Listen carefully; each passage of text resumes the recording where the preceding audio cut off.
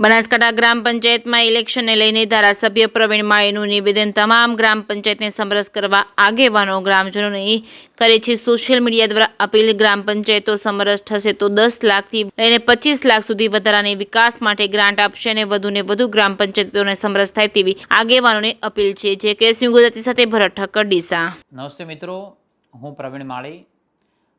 ગ્રામ પંચાયતની ચૂંટણી ડીસા તાલુકાની અંદર ચાલી રહી છે, તેના ફોર્મ ભરવાની પ્રક્રિયા ચાલી રહી છે। ત્યારે મારે આ વિડીયોના માધ્યમ દ્વારા આજે તમામ ગ્રામ લોકોને અને જે ઈચ્છુક ઉમેદવાર છે તે લોકોને મારે વાતચીત કરવી છે।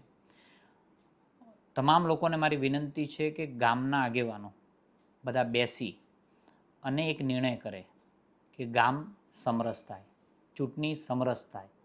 તે માટે રાજ્ય સરકારે એના માટે ગ્રાન્ટની વ્યવસ્થાઓ કરેલી છે કે જે ગ્રામ પંચાયતો સમરસ થાય એના માટે સરકાર એના વિકાસના કામમાં પૈસા આપતી હોય છે।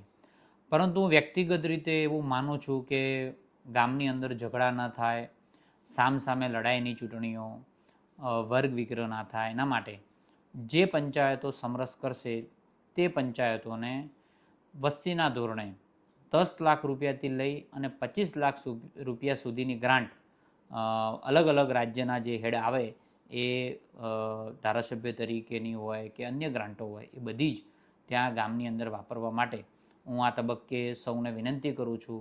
આ ગ્રાન્ટ આપણા વિકાસમાં વપરાય અને ગામ લોકોની એકતા જળવાઈ રહે એના માટે સમરસ કરવા માટે સૌને લાગણીસભર વિનંતી કરું છું। ધન્યવાદ।